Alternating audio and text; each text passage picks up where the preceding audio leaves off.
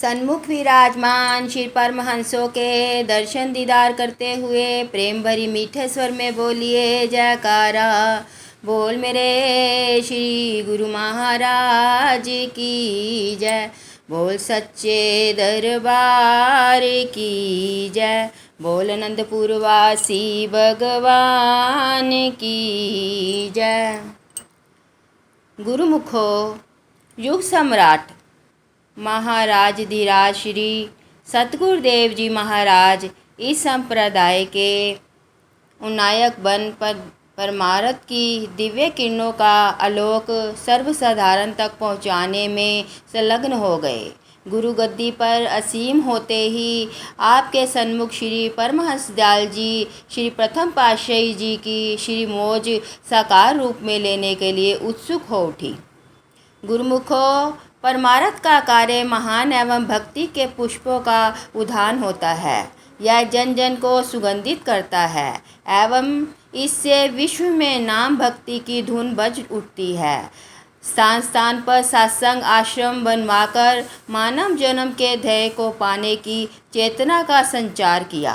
प्रेम भक्ति व नाम के दिव्य पुष्पों की सुगंधित से हर दिल प्रेम भक्ति व नाम के दिव्य पुष्पों की सुगंधि से हर दिल को महका दिया।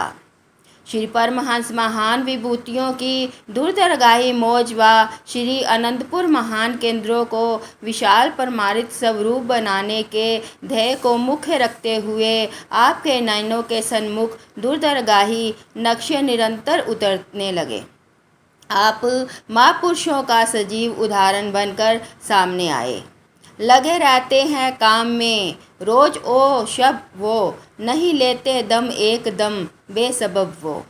ना ठिर माग की जी छुड़ाती है उनका, ना लू जेठ की दम तुड़ाती है उनका। कमाते हैं वो और खाती है दुनिया, थकते हैं वो और चैन पाती है दुनिया।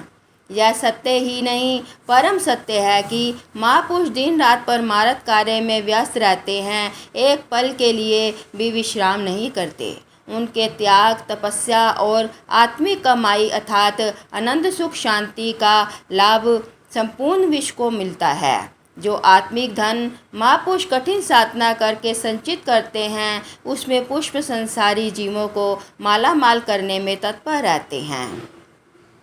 गुरुमुखों, यह जो श्री अनंतपुर दरबार है यह गुरुमुखों का दरबार है और गुरुमुख ही यहाँ निवास करते हैं। गुरुमुखों के हृदय में जो लगन इच्छा तथा मांग है वह केवल भक्ति की है। भक्ति के आंतरिक अन्य कोई आशंका गुरुमुखों के हृदय में नहीं हुआ करती, होनी भी नहीं चाहिए। इसी अभिलाषा तथा मांग को लेकर गुरुमुख जन इस दरबार में आए और आते हैं।